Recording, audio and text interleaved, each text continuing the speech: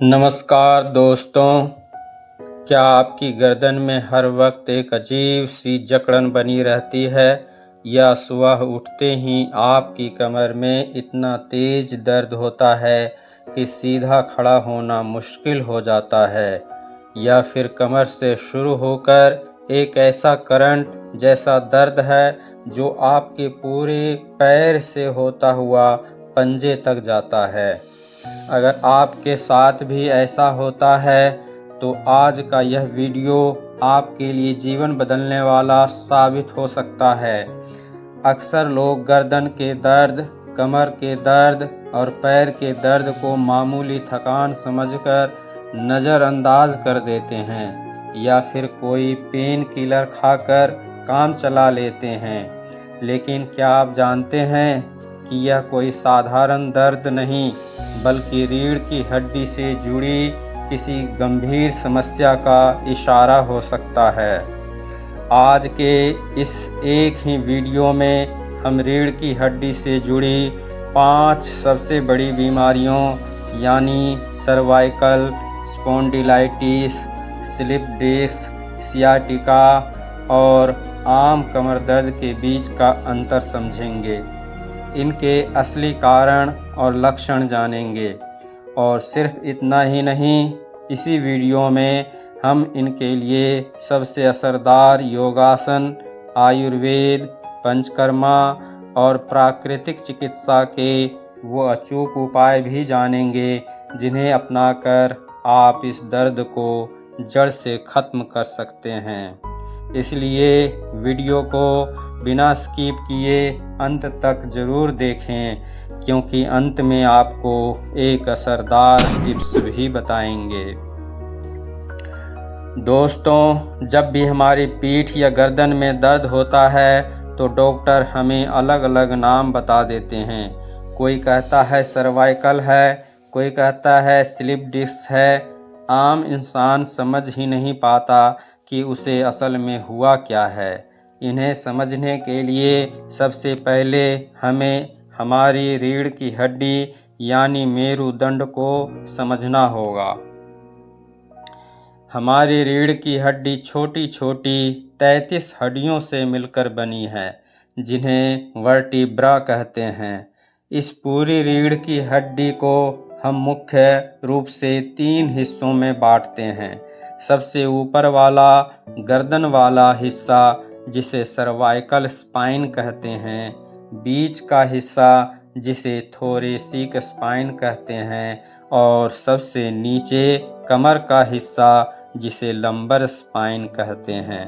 आइए अब एक एक करके इन 5 बीमारियों का अंतर समझते हैं। जब भी दर्द सिर्फ आपकी गर्दन, कंधों और कॉलर बोन के आसपास होता है तो उसे आम भाषा में सर्वाइकल कहा जाता है। इसका संबंध रीढ़ की हड्डी के सबसे ऊपरी हिस्से से है। इसका नीचे की कमर या पैर से कोई लेना देना नहीं होता। इस पर हमने पहले ही एक वीडियो बना रखी है, उसका लिंक डिस्क्रिप्शन में ज़रूर देखें और पूरा वीडियो देख करके आपको लाभ होगा। स्पॉन्डिलाइटिस का मतलब है रीढ़ की हड्डी के जोड़ों में होने वाली सूजन या घिसावट। यह उम्र बढ़ने के कारण या गलत लाइफस्टाइल की वजह से हड्डियों के कमज़ोर होने से होता है। अगर यह सूजन गर्दन में हो तो उसे सर्वाइकल स्पॉन्डिलाइटिस कहते हैं, और अगर यह पीठ के निचले हिस्से में हो तो इसे लंबर स्पॉन्डिलाइटिस कहते हैं। हमारी रीढ़ की हड्डियों को आपस में टकराने से बचाने के लिए इनके बीच में शॉक एब्जॉर्बर यानी जेल जैसी गद्दियाँ होती हैं, जिन्हें हम डिस्क कहते हैं। जब किसी झटके, भारी वजन उठाने या गलत पोस्चर के कारण यह गद्दी अपनी जगह से खिसक कर बाहर की तरफ आ जाती है तो इसे स्लिप डिस्क या हर्निएटेड डिस्क कहते हैं। यही वो बीमारी है जो आगे चलकर सबसे बड़ी मुसीबत बनती है। अब बात करते हैं सियाटिका की। हमारे शरीर की सबसे लंबी और मोटी नस जिसे सियाटिका नर्व कहते हैं, वह हमारी निचली कमर से निकलकर दोनों पैरों के नीचे तक जाती है। जब हमें स्लिप डिस्क होती है और वह खिसकी हुई डिस्क इस सियाटिका नस को दबा देती है तो नस में भयंकर सूजन आ जाती है। इसके कारण कमर से लेकर पूरे पैर में बिजली के झटके जैसा तेज दर्द दौड़ने लगता है। इसी स्थिति को हम सियाटिका कहते हैं, यानी स्लिप डिस्क एक कारण है और सियाटिका उसका परिणाम है। स्लिप डिस्क के कारण सियाटिका होती है। और आखिरी है आम कमर दर्द। इसमें ना तो कोई डिस्क खिसकती है और ना ही कोई नस दबती है। यह केवल गलत तरीके से बैठने, भारी सामान उठाने या कमज़ोर मांसपेशियों में आए खिंचाव के कारण होता है, जो कुछ दिन आराम करने या सिकाई करने से ठीक हो जाता है। इस पर एक वीडियो पहले ही हमने बना रखी है। यदि आप उन आसनों को करेंगे तो कमर दर्द कभी नहीं होगा। इसका लिंक डिस्क्रिप्शन में ज़रूर देखें। अब सवाल उठता है कि हमारी रीढ़ की हड्डी इतनी कमज़ोर क्यों हो जाती है कि हमें इन गंभीर बीमारियों का सामना करना पड़ता है। इसके पीछे कुछ बहुत ही मुख्य और रोज़मर्रा के कारण हैं, जिन्हें जानना आपके लिए बेहद ज़रूरी है। सबसे पहला और बड़ा कारण है हमारा गलत पोस्चर। घंटों कंप्यूटर के सामने झुककर बैठना या मोबाइल का इस्तेमाल करते समय गर्दन को बहुत ज़्यादा नीचे झुकाकर रखना, इससे रीढ़ की हड्डी पर उसकी क्षमता से 10 गुना ज़्यादा दबाव पड़ता है। बिना घुटना मोड़े सीधे पीठ के बल झुककर भारी वजन उठा लेना रीढ़ की गद्दी डिस्क को अपनी जगह से खिसका देता है, जिससे तुरंत स्लिप डिस्क हो जाती है। दिन भर बिना किसी एक्सरसाइज के बैठे रहना, इससे हमारी पीठ और पेट की मांसपेशियां कमज़ोर हो जाती हैं और पूरा वजन रीढ़ की हड्डी पर आ जाता है। उम्र के साथ हड्डियों का घिसना स्वाभाविक है, लेकिन शरीर में कैल्शियम और विटामिन D3 की भारी कमी इस घिसावट को समय से पहले बहुत तेज कर देती है।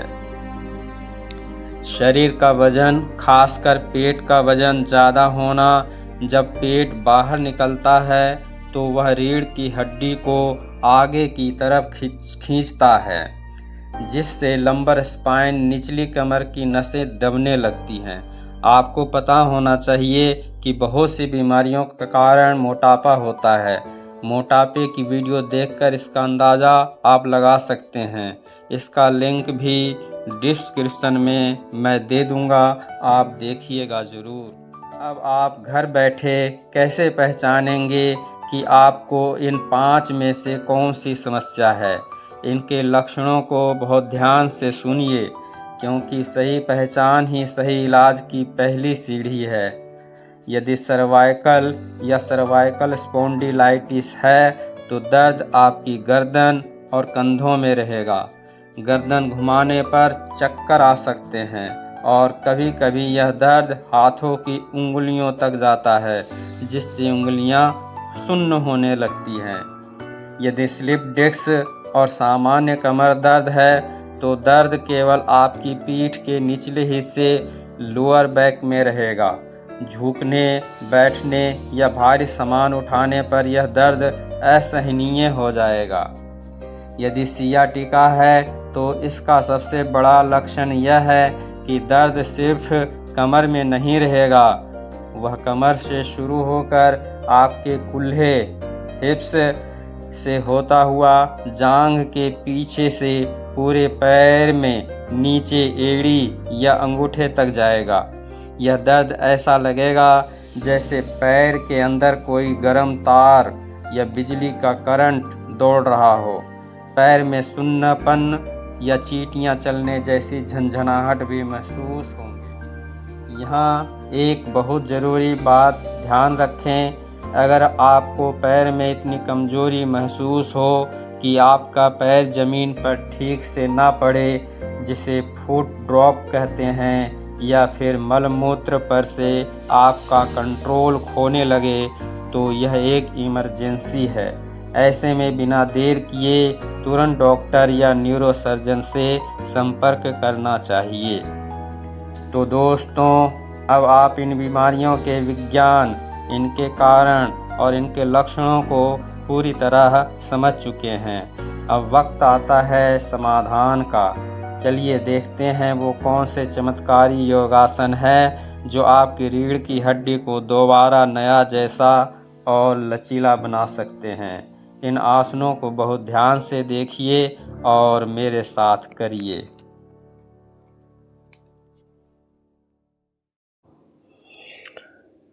सूक्ष्म व्यायाम। आइए सबसे पहले सूक्ष्म व्यायाम करें। दंडासन में बैठ जाएं, दोनों पैर मिलाकर सामने रखें, कमर के दोनों ओर हाथों को भूमि पर टिका दें, हाथ तथा कमर सीधी रखें। सबसे पहले दोनों पैरों की उंगलियों को आगे की ओर दबाएं, उसी तरह पीछे की ओर भी करें। एड़ियां स्थिर रखें। इस प्रकार 8-10 बार करें। इसके बाद दोनों पैरों को मिलाते हुए पूरे पंजे को एड़ी सहित धीरे धीरे आगे एवं पीछे घुमाएं। यह अभ्यास सियाटिका पेन तथा घुटनों के लिए बहुत ही उपयोगी है। अब देखिए, दोनों पैरों के नीचे हाथ को इंटरलॉक कर करके सीधे कर रहे हैं, खींच रहे हैं, तान रहे हैं। तो इससे घुटनों में बहुत लाभ मिलता है। इस आसन को जरूर करना चाहिए जिनको घुटनों में दर्द होता है। ये नाम के ही सूक्ष्म व्यायाम है। वस्तुतः पैर दर्द, कमर दर्द, पीठ दर्द के लिए बहुत ही लाभदायक आसन है। पैरों के नीचे दोनों हाथों को इंटरलॉक करते हुए इस प्रकार से घुमाते हैं। दाएं पैर को मोड़कर बाएं जांघ पर रखें, बाएं हाथ से दाएं पंजे को पकड़ें तथा दाएं हाथ को दाएं घुटने पर रखें।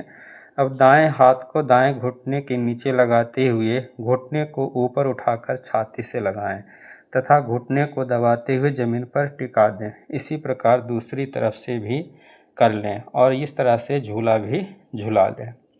तितली आसन, जिसको बटरफ्लाई कहते हैं, दोनों पैर घुटनों से मोड़कर पैर के तलवों को आपस में मिला लें तथा दोनों हाथों की अंगुलियों को इंटरलॉक करके पांव के पंजों को पकड़ लें तथा तितली के पंखों की तरह घुटनों को ऊपर नीचे चलाएं। इससे नितंब के जोड़ स्वस्थ रहते हैं। यह पैरों के जोड़ों में जमा यूरिक एसिड और जकड़न को दूर करता है। सियाटिका नस में रक्त का संचार बढ़ाकर पैरों के सुन्नपन और झुंझुनाहट में तुरंत। आइए अब देखिए, हाथों के लिए सूक्ष्म व्यायाम कर रहे हैं। सामने हाथ फैला दें और हाथ की उंगलियों को टाइट रखें और हाथ के पोरों को, ऊपर वाले भाग को पहले ऊपर नीचे करें। उसके बाद दोनों हाथों की अंगुलियों को मोड़ लें और मुट्ठी बना करके गोल गोल घुमाएं, क्लॉकवाइज, उसके बाद एंटी क्लॉकवाइज। इससे कलाई मजबूत होती है, हाथ की उंगलियां मजबूत होती है, हाथ का कांपना बंद होता है, लिखने में जो हाथ कांपता है वो कांपना दूर हो जाता है। तो इस तरह से हाथ के सूक्ष्म व्यायाम कर लें। अब इसके बाद हाथ सीधा ही रखें और सामने से हाथ को मोड़ करके कंधे पर लाएं। सामने से कर लें, उसके बाद फिर बगल से भी कर लें। तो इस तरह से हाथों का भी सूक्ष्म व्यायाम हो जाता है। इन आसनों को रोज़ क्या करें। अब कंधे पर दोनों हाथों को रख करके अब गोल गोल क्लॉकवाइज, उसके बाद एंटी क्लॉकवाइज घुमाएंगे। इससे सर्वाइकल में लाभ होगा, गर्दन दर्द में लाभ होगा। बहुत ही बढ़िया आसन है। बिना किसी कड़ाई के, बिना किसी कठिनता के इन आसनों को करें। अब दोनों हाथों को ऊपर ले जाते हुए श्वास भरते हुए ऊपर ले जाएं और नीचे लाते हुए श्वास छोड़ते हुए आएँ। तो इससे श्वास जो है ऑक्सीजन की पहुंच फेफड़ों तक बनती है। दोनों हाथों को इंटरलॉक करके पीछे, सिर के पीछे ले गए हैं और हाथ को दबाते हैं और सिर को पीछे की तरफ दबाते हैं, विरुद्ध दिशा में दबाव डालते हैं। अब सामने से कर रहे हैं। इससे हाथों से दबाव डालते हैं माथे पर, माथे को आगे की ओर। अब दाहिनी तरफ कर रहे हैं दाएं हाथ से, इसी तरह से बाएं तरफ से भी कर लें। इससे कंपन होगा जिससे मस्तिष्क में सुधार होगा और गर्दन में भी लाभ होगा। अब देखिए, जबड़ों के लिए कर रहे हैं, फिर चेहरे के लिए कर रहे हैं। इन चेहरे की खाल को इस तरह से रोज़ एक्टिव कर लें और दबाव बनाएं। और ये सूक्ष्म व्यायाम की तरह ही है, इससे झुर्रियाँ नहीं पड़ेंगी और जीवन भर जवानी बनी रहेगी। कानों में भी दबाव बनाएं, इस तरह से पूरे चेहरे के लिए कर लें। प्रतिदिन किया करें इन आसनों को, तो इनसे बहुत लाभ होता है। अब देखिए गर्दन के लिए कर रहे हैं। पीछे पहले सिर को मोड़ें, फिर सामने लाएं और नीचे छाती से ठुड्डी सटा दें। इसके बाद दाईं तरफ फिर बाईं तरफ, और ये चारों तरफ से कर लें। उसके बाद फिर गोल गोल घुमाना है। दाहिनी तरफ से पहले क्लॉकवाइज फिर एंटी क्लॉकवाइज घुमाना है। तो इन आसनों को प्रतिदिन किया करें। इन आसनों को करने से कंधों और गर्दन की मांसपेशियों के तनाव को ये दूर करता है। सर्वाइकल और स्पॉन्डिलाइटिस के कारण होने वाले गर्दन दर्द और चक्कर आने की समस्या को जड़ से ख़त्म करता है। तो इन आसनों का ध्यान रखें। सर्वाइकल के मरीज गर्दन को आगे पीछे ले जाते समय ध्यान रखें, ज़्यादा दर्द हो तो ना करें। इन आसनों को प्रतिदिन किया करें, गोल गोल घुमाएं।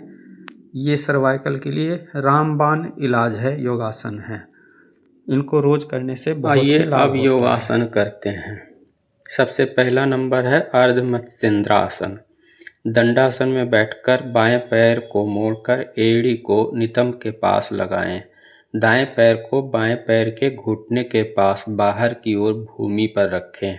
बाएं हाथ को दाएं घुटने के समीप बाहर की ओर सीधा रखते हुए दाएं पैर के पंजे को पकड़ें। दाएं हाथ को पीठ के पीछे से घुमाकर पीछे की ओर देखें। इसी प्रकार दूसरी ओर से इस आसन को करें। इससे लाभ क्या होता है? मधुमेह एवं कमर दर्द में लाभकारी है। पीठ की सभी नस नाड़ियों में जो मेरुदंड के इर्द गिर्द फैली हुई है, रक्त संचार को सुचारू रूप से संपन्न करता है। उदर विकारों को दूर करके आंतों को बल प्रदान करता है। यह मेरुदंड के निचले हिस्से L4, L5 के कड़ेपन को दूर करता है। कूल्हे की मांसपेशियों को स्ट्रेच करके सियाटिका नस पर आ रहे दबाव को तुरंत घटाता है।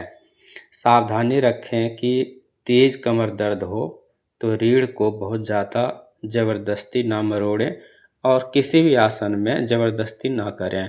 बहुत ही सहूलियत से आराम से इन आसनों को किया करें। अब इसके बाद वक्रासन करेंगे। दंडासन में ही इसी अवस्था में बैठे बैठे दायां और बायां पैर मोड़कर बाईं जंघा के पास घुटने पर सटाकर रखें, अथवा घुटने के ऊपर से दूसरी ओर भी रख सकते हैं। बायां पैर सीधा रहेगा। बाएं हाथ को दाएं पैर एवं उदर के बीच से लाकर दाएं पैर के पंजे के पास टिका दें। दाएं हाथ के कमर के पीछे भूमि पर सीधा रखकर गर्दन को घुमाकर दाईं ओर कंधों के ऊपर से मोड़कर पीछे देखें। इसी प्रकार दूसरी ओर से भी अभ्यास करना वक्रासन कहलाता है। इसे 4 से 5 बार करें। इससे लाभ क्या होता है? यह रीढ़ की हड्डी के साइड मूवमेंट को बेहतर करता है। पीठ के निचले हिस्से की नसों में खून का दौरा तेज करता है, जिससे स्लिप डिस्क का दर्द कम होता है। कमर दर्द के लिए बहुत ही उपयोगी आसन है। इसको जब आप करेंगे तो इसका एहसास आपको होगा। कमर और कूल्हों की चर्बी को भी कम करता है। तो इस आसन को और इससे पहले वाले आसन को, ये दोनों करें। कमर दर्द के लिए बहुत ही लाभदायक आसन है। इन दोनों आसनों से बहुत लाभ है। सावधानी रखें, यदि पेट का हाल ही में कोई ऑपरेशन हुआ हो तो इसे ना करें। अब अगले आसन पे आते हैं। यह है मकरासन। आप सोच भी नहीं सकते कि इस आसन से क्या लाभ हो सकता है। आप इसको करके देखिए, बहुत ही लाभदायक आसन है कमर दर्द के लिए। पेट के बल लेटकर दोनों हाथों का स्टैंड बनाकर ठोड़ी को उस पर रखें। घुटनों से लेकर पंजों तक पैरों को सीधा तान कर रखें और श्वास भरते हुए पैरों को क्रमशः पहले एक एक तथा बाद में दोनों पैरों को एक साथ मोड़ें। मोड़ते समय पैरों की एड़ियां नितंबों का स्पर्श करें। श्वास बाहर छोड़ते हुए पैरों को सीधा करना मकरासन कहलाता है। इससे हड्डियां जो हैं बहुत ही मजबूत होगी। यह स्लिप डिस्क को अपनी जगह वापस आने में मदद करता है और तुरंत मानसिक शांति देता है। स्लिप डिस्क सर्वाइकल स्पॉन्डिलाइटिस और सियाटिका के लिए बहुत लाभदायक है। अब कर रहे हैं अर्धभुजंगासन। भुजंगासन के वैसे 3 भाग हैं, लेकिन पहला भाग जो है वो भुजंगासन है। इसमें थोड़ा सा ऊपर उठाते हैं छाती को, ज़्यादा नहीं उठाते हैं। यह कमर दर्द और स्लिप डिस्क के शुरुआती मरीजों के लिए सबसे सुरक्षित आसन है। यह बिना किसी दबाव के लंबर स्पाइन को आराम देता है। अब देखिए, पूर्ण भुजंगासन कर रहे हैं। इसी अवस्था में रहते हुए श्वास अंदर भरकर छाती एवं सिर को धीरे धीरे ऊपर उठाएं। नाभि के नीचे वाला भाग भूमि पर टिका रहे। सिर व गर्दन को अधिक पीछे की ओर मोड़ें। इस स्थिति में 30 सेकंड रुकें। उसके बाद धीरे धीरे वापस आएं। इसे 3 से 4 बार करें। यह पूरी रीढ़ की हड्डी को लचीला और फौलादी बनाता है। खिसकी हुई डिस्क के कारण दबी हुई नसों को खोलने में यह सर्वश्रेष्ठ आसन है। अब अगला आसन जो कर रहे हैं, बिना सहारा लिए हाथ को ऊपर रख के कर रहे हैं। इससे पीठ की अंदरूनी मांसपेशियों को अत्यधिक मजबूती मिलता है, जिससे रीढ़ की हड्डी को प्राकृतिक सपोर्ट मिलता है। ध्यान रखें कि झटका ना दें। अब क्या कर रहे हैं, बाएं हाथ की हथेली को ज़मीन पर रखा है, उसके ऊपर दाहिने हाथ की हथेली को रख करके फिर से भुजंगासन कर रहे हैं।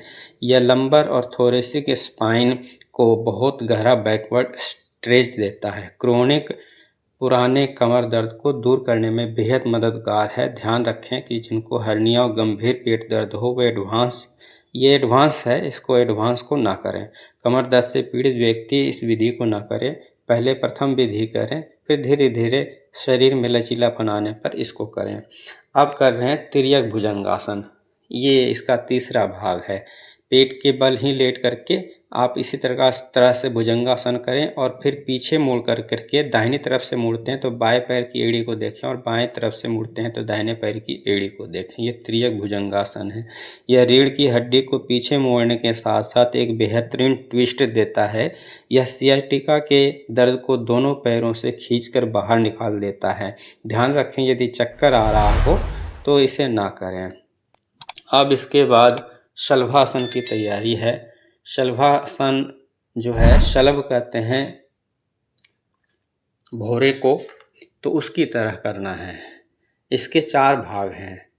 पहला नंबर है, पेट के बल लेटकर दाएं हाथ को कान तथा सिर से स्पर्श करते हुए सीधा रखें तथा बाएं हाथ को पीछे कमर के ऊपर रखकर श्वास अंदर भरते हुए आगे से सिर एवं दाएं हाथ को तथा पीछे से बाएं पैर को भूमि से ऊपर उठाकर थोड़ी देर इस अवस्था में रुककर धीरे धीरे वापस आते हैं।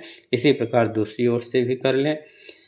और इसके बाद दूसरा नंबर आएगा, लाभ लास्ट में बताएंगे। पेट के बल लेटकर दोनों हाथों को जंघाओं के नीचे रखें। ठूठी जमीन पर लगी रहेगी। श्वास अंदर भरकर दाएं पैर को बिना घुटना मोड़े ऊपर उठाकर 10 से 30 सेकंड तक रुकें। सामान्य स्थिति में आकर दूसरे पैर से भी करें। इसे 5 से 7 बार करें। तो ये दूसरे नंबर का हुआ। तीसरे नंबर का भी बताते हैं, इससे पहले लाभ सुन लीजिए। यह आसन कूल्हे और निचली पीठ को सबसे ज़्यादा ताकत देता है।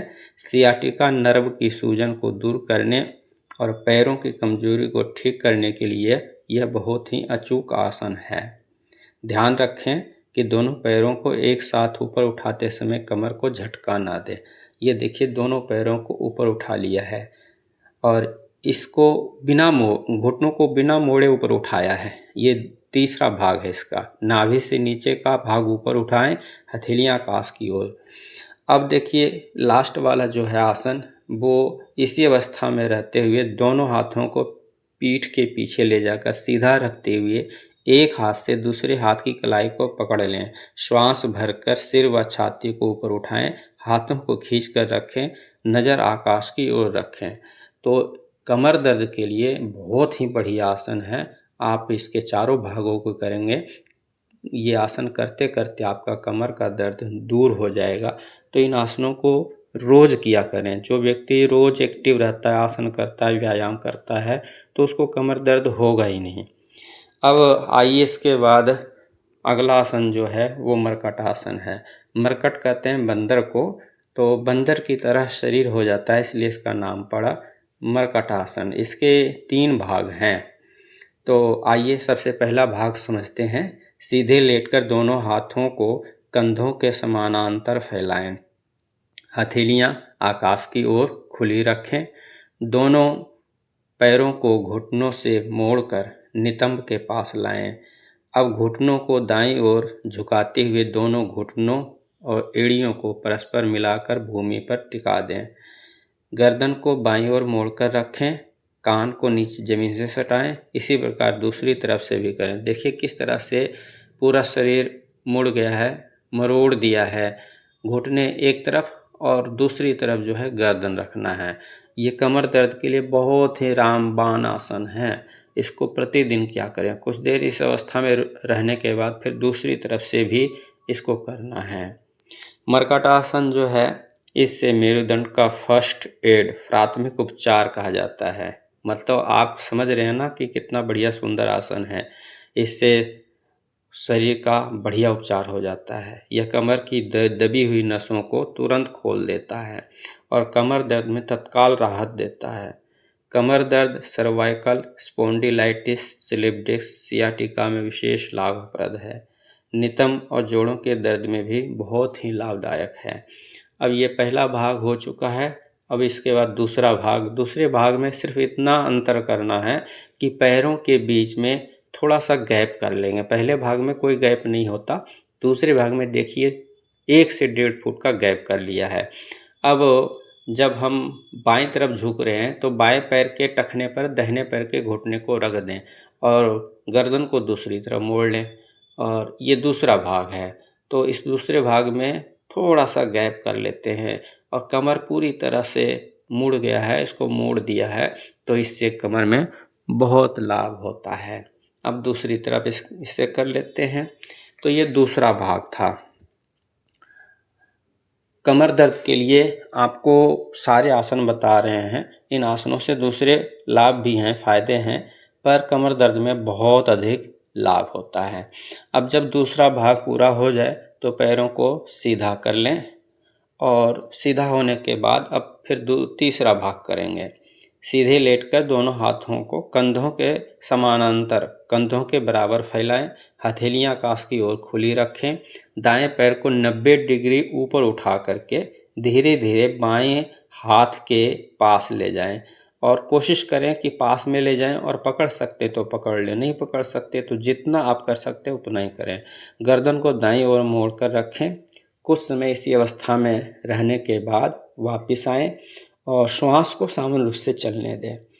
इसी तरह से दूसरी तरफ से भी इसको करेंगे।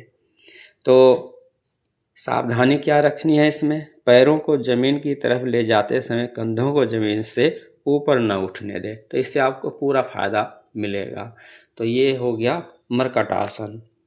मर्कटासन के बाद अब अगला आसन है, वो है उत्तान पादासन। उत्तान का मतलब होता है ऊपर उठाना और पाद मने पैर। तो पैरों को ऊपर उठाना है। एक एक पैर को ऊपर उठाएं। जब आपको कमर दर्द हो तो पीठ के बल लेट जाएं, हथेलियां भूमि की ओर, पैर सीधे, पंजे मिले हुए। अब श्वास भरकर पैरों को 1 फुट तक, करीब 30 डिग्री तक धीरे धीरे ऊपर उठाएं। कुछ समय तक इस स्थिति में रहें, एक एक पैर से करें। वापस आते समय धीरे धीरे पैरों को नीचे भूमि पर टिकाएं। झटके के साथ नहीं आना है, कुछ विश्राम करके फिर इसी प्रकार से करें। अब दोनों पैरों से कर रहे हैं। यह आसन आंतों को सबल और निरोग बनाता है तथा कब्ज, गैस, मोटापा आदि को दूर कर जठराग्नि को प्रदीप्त करता है। नाभि का डिगना, हृदय रोग, पेट दर्द, श्वास रोग में उपयोगी है। एक एक पैर से क्रमशः करने पर कमर दर्द में विशेष लाभ मिलता है।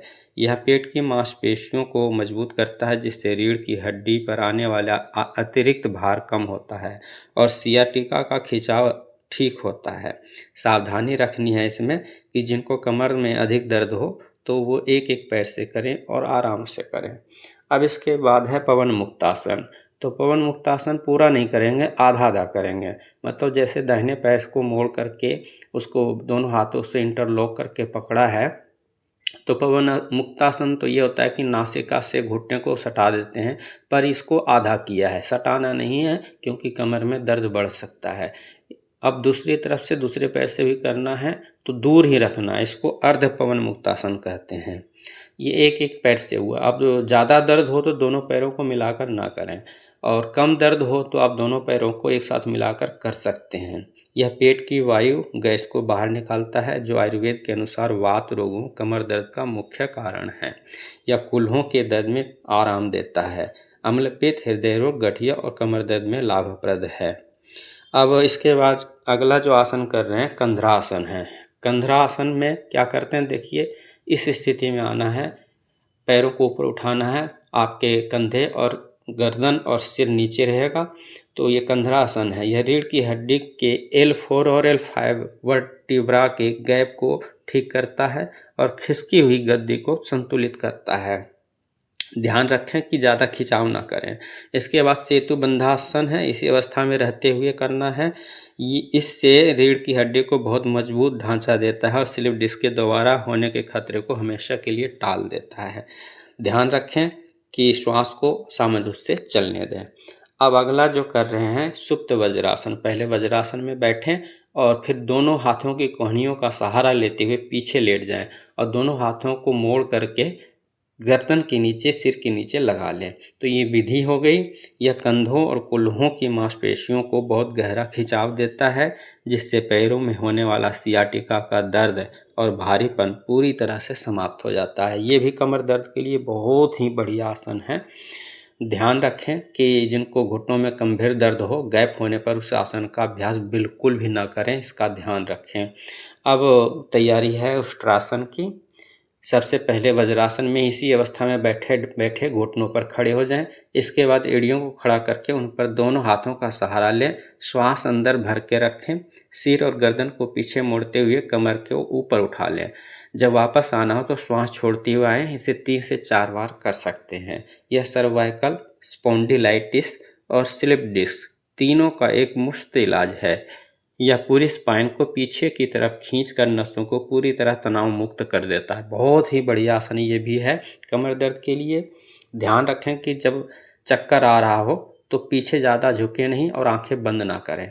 अब इसी में अर्ध उष्ट्रासन कर रहे हैं। बहुत से लोग इसको चंद्रासन भी कहते हैं, क्योंकि चांद की तरह इसकी अवस्था बन जाती है। तो ये अर्ध उष्ट्रासन है। जो उष्ट्रासन नहीं कर सकते वो इसको कर लें, लाभ पूरा मिलेगा। जो लोग पूर्ण उष्ट्रासन नहीं कर सकते उनके लिए यह रीढ़ को मजबूत करने और सर्वाइकल के दर्द को दूर करने का सुरक्षित विकल्प है। ध्यान रखें घुटनों के बीच में कोई नरम कपड़ा या मैट जरूर रखें, ताकि घुटनों पर सीधा दबाव ना आए। अब तैयारी हो रही है सुप्त पद्मासन की। पहले पद्मासन लगा लें, फिर दोनों हाथों की कोहनियों का सहारा लेते हुए पीछे लेट जाएं और हाथों को गर्दन के नीचे ये दोनों हाथों से पैर की उंगलियों को पकड़ लें। तो ये तो हो गई इसकी विधि। इस तरह से आपको करना है। यह आसन रीढ़ की हड्डी के सबसे निचले छोर को स्थिर करता है। यह पुरानी से पुरानी सियाटिका और जांघों की जकड़न को जड़ से काट देता है। सर्वाइकल पेन या गर्दन की पीछे की हड्डी बढ़ी हुई होने पर यह बहुत ही लाभदायक है। ध्यान रखें कि टखने या घुटने में ज़्यादा दर्द हो तो जबरदस्ती पद्मासन लगा करके इस आसन नंबर 1 भस्त्रिका प्राणायाम। 2.5 सेकेंड में श्वास अंदर लेना एवं 2.5 सेकेंड में श्वास को एक लय के साथ बाहर छोड़ना। इस प्रकार बिना रुके 1 मिनट में 12 बार भस्त्रिका प्राणायाम होगा। एक आवृत्ति में 5 मिनट करना चाहिए। स्वस्थ व्यक्ति को प्रतिदिन 5 मिनट भस्त्रिका का अभ्यास करना चाहिए। सावधानी रखनी चाहिए कि जिनको उच्च रक्तचाप तथा हृदय रोग हो उन्हें तीव्र गति से भस्त्रिका नहीं करनी चाहिए। गर्मी में धीरे धीरे करें। लाभ: सर्दी, जुकाम, एलर्जी, श्वास रोग, दमा, पुराना नजला, साइनस आदि समस्त कफ रोग दूर होते हैं। फेफड़े सबल बनते हैं तथा हृदय और मस्तिष्क को भी शुद्ध प्राणवायु मिलने से आरोग्य लाभ होता है। थायराइड एवं टॉन्सिल आदि गले के समस्त रोग दूर होते हैं। त्रिदोष शम होते हैं, रक्त परिशुद्ध होता है तथा शरीर के विषाक्त विजातीय द्रव्यों का निष्कासन होता है। नंबर 2 कपालभाति प्राणायाम। 1 सेकेंड में एक बार श्वास को लय के साथ छोड़ना और बार बार छोड़ना कपालभाति प्राणायाम है। बिना रुके 1 मिनट में 60 बार तथा 5 मिनट में 300 बार कपालभाति प्राणायाम होता है। अभ्यास के परिपक्व होने पर व्यक्ति 15 मिनट तक भी कपालभाति कर सकता है। लाभ: मस्तिष्क और मुखमंडल पर ओज, तेज, आभा तथा सौंदर्य बढ़ता है।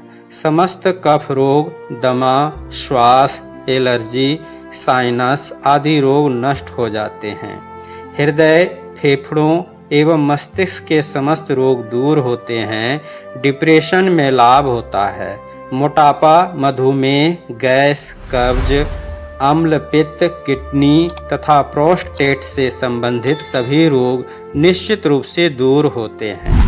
कब्ज, मधुमेह बिना औषधि के नियंत्रित किया जा सकता है। हृदय की धमनियों में आए हुए अवरोध, ब्लॉकेज खुल जाते हैं। इस प्राणायाम के करने से आमाशय, अग्नाशय, पैनक्रियाज, यकृत, प्लीहा, आंत, प्रोस्टेट एवं किडनी का आरोग्य विशेष रूप से बढ़ता है। नंबर 3, बाह्य प्राणायाम। 3 से 5 सेकेंड में श्वास को सहजता से पूरा अंदर भरना एवं 3 से 5 सेकेंड में ही सहजता से श्वास को बाहर छोड़कर बाहर ही 10 से 15 सेकेंड रोककर पुनः 3 से 5 सेकेंड में श्वास को अंदर भरना एवं बाहर छोड़कर बाह्य प्राणायाम करना। इस प्रकार लगभग 20 से 25 सेकेंड में बाह्य प्राणायाम पूरा हो जाता है। 2 मिनट में सामान्यतः 5 बार बाह्य प्राणायाम आराम से हो जाता है और 5 बार बाह्य प्राणायाम करना सामान्यतः पर्याप्त है। लाभ: यह हानि रहित प्राणायाम है। इससे मन की चंचलता दूर होती है, जठराग्नि प्रदीप्त होती है, उदर रोगों में लाभप्रद है, बुद्धि सूक्ष्म और तीव्र होती है, शरीर का शोधक है, वीर्य की ऊर्ध्व गति करके स्वप्न दोष, शीघ्र पतन आदि धातु विकारों की निवृत्ति करता है।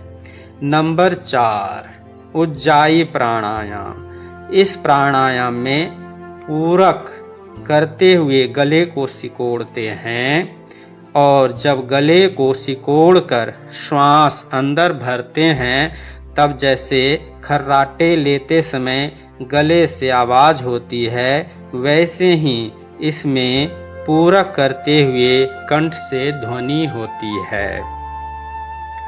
ध्यान उपयोगी आसन में बैठकर दोनों नासिकाओं से वायु अंदर खींचिए। कंठ को थोड़ा संकुचित करने से वायु का स्पर्श गले में अनुभव होगा। हवा का घर्षण नाक में नहीं होना चाहिए। कंठ में घर्षण होने से एक ध्वनि उत्पन्न होगी। इस प्राणायाम में सदैव दाईं नासिका को बंद करके बाईं नासिका से ही रेचक करना चाहिए। लाभ: जो साल भर सर्दी, खांसी, जुकाम से पीड़ित रहते हैं तथा जिनको थायराइड, स्नोरिंग, स्लीप एपनिया, हृदय रोग, अस्थमा, फुफ्फुस एवं कंठ विकार, टॉन्सिल, अनिद्रा, मानसिक तनाव और रक्तचाप, अजीर्ण, आमवात, जलोदर, क्षय, ज्वर, प्लीहा आदि रोग हों, उनके लिए यह प्राणायाम लाभप्रद है। गले को ठीक, निरोग एवं मधुर बनाने हेतु इसका नियमित अभ्यास करना चाहिए। इससे बच्चों का तुतलाना भी ठीक होता है। जो बच्चे तुतलाते हैं उनसे उज्जयी प्राणायाम प्रतिदिन 2 बार 3 बार जरूर कराएं। इससे बच्चे तुतलाना बंद कर देते हैं और उनकी आवाज़ खुलकर आने लगती है। नंबर 5, अनुलोम विलोम। सबसे पहले अंगूठे से दाहिनी नासिका को बंद करके बाईं नासिका से श्वास धीरे धीरे अंदर भरें। अब तर्जनी से बाईं नाक को बंद करके दाहिनी नाक से पूरा श्वास बाहर छोड़ दें। इस प्रक्रिया में 2.5 सेकेंड में बाईं नाक से श्वास अंदर भरें और 2.5 सेकेंड में ही दाईं नाक से बाहर छोड़ दें। इसी प्रकार अब दाईं नाक से 2.5 सेकेंड में श्वास भरें और 2.5 सेकेंड में ही बाईं नाक से बाहर छोड़ दें। 10 सेकेंड में अनुलोम विलोम प्राणायाम एक बार निष्पन्न होगा। इस प्रकार 1 मिनट में 6 बार और 5 मिनट में 30 बार अनुलोम विलोम होगा। प्रतिदिन 3 से 5 मिनट अनुलोम विलोम अवश्य करना चाहिए। धीरे धीरे श्वास प्रश्वास की गति मध्यम और फिर तीव्र करनी चाहिए। तीव्र गति से ही शक्ति के साथ श्वास अंदर भरें और बाहर निकालें एवं अपनी शक्ति के अनुसार श्वास प्रश्वास के साथ गति मंद, मध्यम और तीव्र करें। लाभ: इस प्राणायाम से 72,72,10,210 नाड़ियां शुद्ध हो जाती हैं। संपूर्ण नाड़ियों की शुद्धि होने से देह पूर्ण स्वस्थ, कांतिमय और बलिष्ठ बनता है। संधिवात, आमवात, गठिया, कंपवात, स्नायु दुर्बलता आदि समस्त वात रोग, मूत्र रोग, धातु रोग, शुक्र क्षय, अम्ल पित्त, शीत पित्त आदि समस्त पित्त रोग, सर्दी जुकाम, पुराना नजला, साइनस, अस्थमा, खांसी, टॉन्सिल आदि समस्त कफ रोग दूर होते हैं। इससे त्रिदोष का प्रशमन होता है। नंबर 6, भ्रामरी प्राणायाम। श्वास पूरा अंदर भरकर मध्यमा अंगुलियों से नासिका के मूल में आंख के पास से दोनों ओर से थोड़ा दबाएं। मन को आज्ञा चक्र में केंद्रित रखें। अंगूठों के द्वारा दोनों कानों को पूरा बंद करें। अब भ्रमर की भांति गुंजन करते हुए नाद रूप में ओम का उच्चारण करते हुए श्वास को बाहर छोड़ दें। पुनः इसी प्रकार आवृत्ति करें। 3 से 5 सेकेंड में श्वास को अंदर भरना एवं विधि पूर्वक कान, आँख आदि बंद करके 15 से 20 सेकेंड में श्वास बाहर छोड़ना। एक बार भ्रामरी पूरा होने पर तुरंत पुनः 3 से 5 सेकेंड में एक लय के साथ श्वास अंदर भरना एवं पुनः 15 से 20 सेकेंड में भ्रमर की ध्वनि को करते हुए विधि पूर्वक श्वास को बाहर छोड़ना। इस प्रकार प्रत्येक व्यक्ति को लगातार कम से कम 5 बार भ्रामरी प्राणायाम अवश्य करना चाहिए।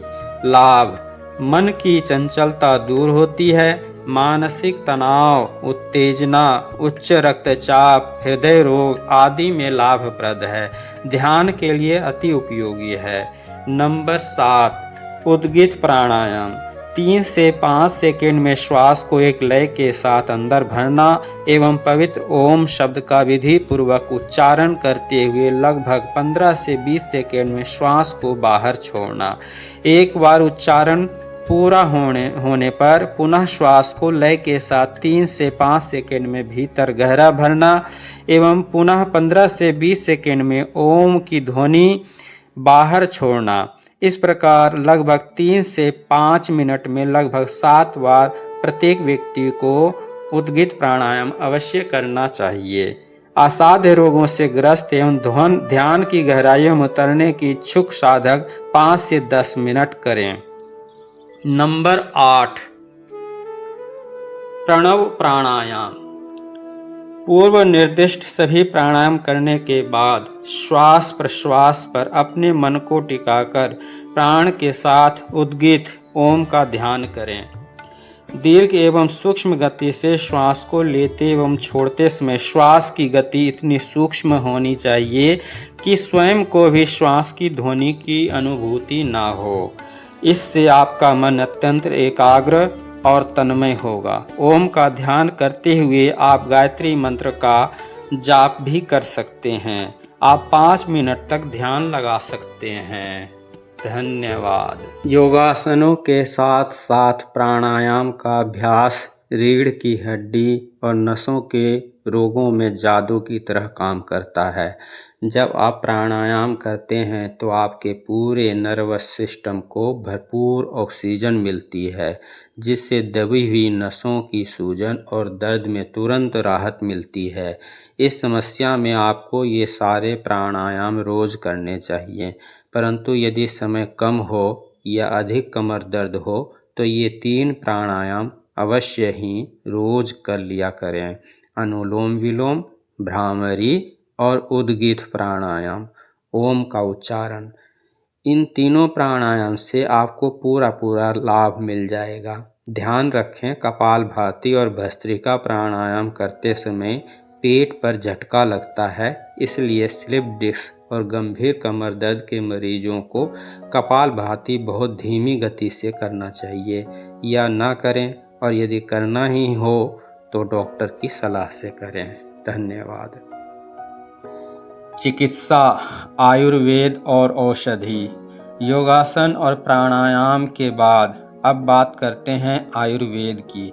आयुर्वेद के अनुसार रीढ़ की हड्डी और नसों के ये सभी रोग शरीर में वात दोष यानी वायु के बिगड़ने से होते हैं।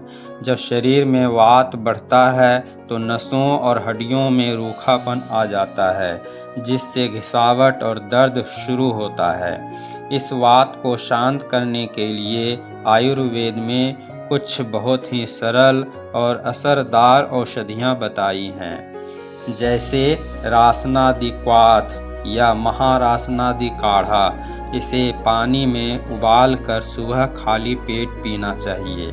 इसके अलावा त्रयोदशांग गुग्गुल या योगराज गुग्गुल की 2-2 गोलियां गुनगुने पानी से सुबह लेना रीढ़ की हड्डी के दर्द और सूजन में बहुत आराम देता है। रात को सोते समय 1 चम्मच अश्वगंधा चूर्ण दूध के साथ या गर्म पानी के साथ लेने से हड्डियों और मांसपेशियों को ताकत मिलती है। बाहरी इस्तेमाल के लिए महानारायण तेल या विषगर्भा तेल को हल्का गुनगुना करके रीढ़ की हड्डी और पैरों पर हल्के हाथों से मालिश करने से खून का दौरा बढ़ता है और नसें खुलती हैं, जिससे आराम मिलता है। ध्यान रखें, ये औषधियाँ बहुत प्रभावी हैं, लेकिन इन्हें शुरू करने से पहले किसी योग्य नाड़ी वैद्य या आयुर्वेदिक डॉक्टर की सलाह अवश्य ले लें। पंचकर्मा क्रियाएं। आयुर्वेद दवाओं के साथ साथ यदि आप इस दर्द को हमेशा के लिए जड़ से ख़त्म करना चाहते हैं तो आयुर्वेद की सबसे बड़ी थेरेपी यानी पंचकर्मा की मदद ज़रूर लें। रीढ़ और नसों के रोगों के लिए 3 क्रियाएं सबसे मुख्य हैं। नंबर 1, कटिबस्ती। यदि आपको स्लिप डिस्क, सियाटिका या निचली कमर में दर्द है तो इसमें रीढ़ के निचले हिस्से पर उड़द की दाल के आटे का एक घेरा बनाया जाता है, गोल कटोरी जैसा, और उसमें गुनगुना औषधीय तेल भरा जाता है। यह तेल सीधे आपकी रीढ़ की गद्दियों, डिस्क और नसों को पोषण देता है। यदि उन तेलों को जानना चाहते हैं तो कमेंट करके बताएं, मैं उन तेलों को बता दूंगा, और यदि आवश्यकता पड़ी तो इस विषय पर एक वीडियो बनाई जा सकती है। बस आप कमेंट करके बताएं कि आपको क्या आवश्यकता है। नंबर 2, ग्रीवावस्थी। यह ठीक कटिबस्ती जैसी ही होती है, लेकिन इसे गर्दन के हिस्से पर किया जाता है। यह सर्वाइकल और स्पॉन्डिलाइटिस के मरीजों के लिए किसी वरदान से कम नहीं है। नंबर 3, पोटली सिकाई। इसमें विशेष जड़ी बूटियों और पत्तों को एक कपड़े की पोटली में बांधकर गर्म तेल में डुबोकर पूरी पीठ और पैरों की सिकाई की जाती है। यह नसों की जकड़न को तुरंत गायब कर देती है।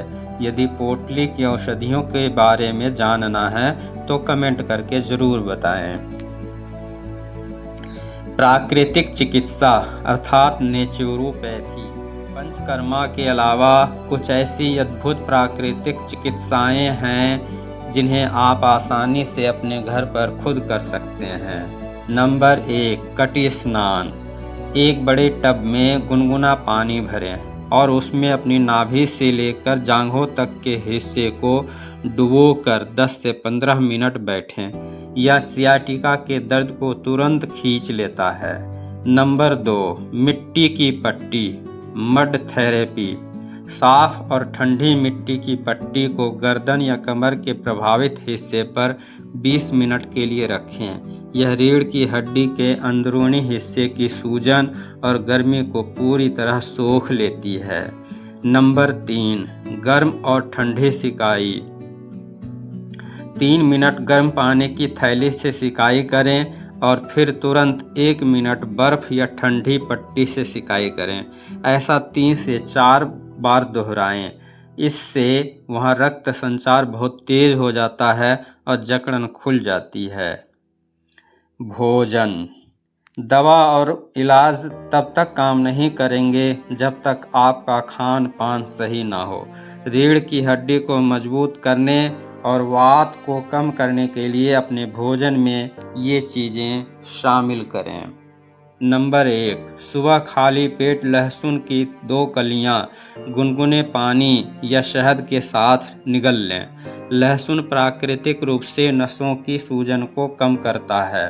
नंबर 2, भोजन बनाने में अदरक, हल्दी, मेथी दाना और हींग का प्रयोग ज़्यादा करें। नंबर 3, अपनी डाइट में कैल्शियम और विटामिन डी के लिए दूध, पनीर और तिल के चीज़ों को शामिल करें। नंबर 4, खाने में गाय के शुद्ध घी का इस्तेमाल ज़रूर करें। यह रीढ़ की हड्डियों के जोड़ों में चिकनाई, लुब्रिकेटेड बनाए रखता है। नंबर 5, हमेशा गुनगुना या सामान्य तापमान का पानी ही पिएं। अपथ्य, जिसे परहेज कहा जाता है। अब जानिए कि आपको किन चीज़ों से सख्त परहेज करना है, क्योंकि ये चीज़ें शरीर में वायु गैस बढ़ाकर आपके दर्द को 10 गुना बढ़ा सकती हैं। नंबर 1, ठंडी और बासी चीज़ें। फ्रिज का ठंडा पानी, आइसक्रीम, कोल्ड ड्रिंक्स और रात का बचा हुआ बासी खाना बिल्कुल भी ना खाएं। नंबर 2, वात बढ़ाने वाला अनाज व सब्जियां। उड़द की दाल, छोले, राजमा, गोभी, भिंडी और अरबी का सेवन कम से कम करें या नहीं करें। नंबर 3, मैदा और junk food. Chowmein, burger, pizza और अत्यधिक ऑयली चीज़ें नसों में ब्लॉकेज पैदा करती हैं, इसलिए इनसे बचें। नंबर 4, खट्टी चीज़ें। बहुत ज़्यादा खट्टी दही, छाछ, अचार, इमली, कच्चा आम, खट्टा टमाटर, आमचूर और नींबू खाने से जोड़ों का दर्द बढ़ जाता है। आज की विशेष बोनस टिप्स। और चलिए दोस्तों, अब वक्त है आज की एक बहुत ही ज़रूरी विशेष बोनस टिप्स का। हम दिन भर तो उठने बैठने का ध्यान रख लेते हैं, लेकिन रात को सोते समय 7 से 8 घंटे हमारी रीढ़ की हड्डी किस पोजीशन में है, इस पर हमारा ध्यान नहीं जाता। यही कारण है कि बहुत से लोगों को सुबह उठते ही कमर या गर्दन में भयंकर जकड़न महसूस होती है। इसलिए आज से ही सोते समय इन 2 बातों का ध्यान रखें। नंबर 1, यदि आप पीठ के बल सीधे सोते हैं तो हमेशा अपने दोनों घुटनों के नीचे एक मध्यम आकार का तकिया रख लें। ऐसा करने से आपकी निचली कमर, लोअर बैक का जो प्राकृतिक घुमाव है उस पर से दबाव पूरी तरह हट जाता है और सियाटिका नस को बहुत आराम मिलता है। नंबर 2, यदि करवट लेकर सोते हैं तो सदैव बाईं करवट सोएं और अपने दोनों घुटनों के बीच में एक तकिया फंसाकर सोएं। इससे आपके कूल्हे, हिप्स और रीढ़ की हड्डी बिल्कुल एक सीध में रहते हैं और सोते समय रीढ़ की हड्डी पर कोई खिंचाव नहीं आता। और हाँ, गर्दन के नीचे बहुत ज़्यादा मोटा तकिया कभी ना लगाएं। सिर्फ इतना ही तकिया रखें जिससे आपकी गर्दन और बिस्तर के बीच का खाली गैप भर जाए। तो दोस्तों, आज के इस वीडियो में हमने समझा कि रीढ़ की हड्डी की समस्याएं चाहे कोई भी रूप ले लें, चाहे वह सर्वाइकल हो, स्लिप डिस्क हो या सियाटिका हो, यदि हम सही समय पर सही जानकारी के साथ योगासन, सही खान पान आयुर्वेद और प्राकृतिक चिकित्सा को अपने जीवन में शामिल कर लें तो बिना किसी ऑपरेशन या सर्जरी के हम इस दर्द से पूरी तरह मुक्ति पा सकते हैं। रीढ़ की हड्डी आपके शरीर का स्तंभ है, इसकी देखभाल करना आपकी जिम्मेदारी है। मुझे पूरा विश्वास है कि आज की यह जानकारी आपके और आपके किसी प्रियजन के काम जरूर आएगी। अगर आपको यह वीडियो मददगार लगा हो तो इसे लाइक करें और उन लोगों के साथ ज़रूर शेयर करें जो इस दर्द से परेशान हैं। ऐसे ही स्वास्थ्य से जुड़े और भी महत्वपूर्ण वीडियो देखने के लिए हमारे चैनल को सब्सक्राइब करना ना भूलें और पास वाले बेल आइकन को ज़रूर दबाएं। अगर आपका कोई सवाल है या आप किसी विशेष विषय पर वीडियो देखना चाहते हैं तो नीचे कमेंट बॉक्स में लिखकर हमें ज़रूर बताएं। स्वस्थ रहिए, खुश रहिए। वीडियो देखने के लिए आपका बहुत बहुत धन्यवाद। नमस्कार।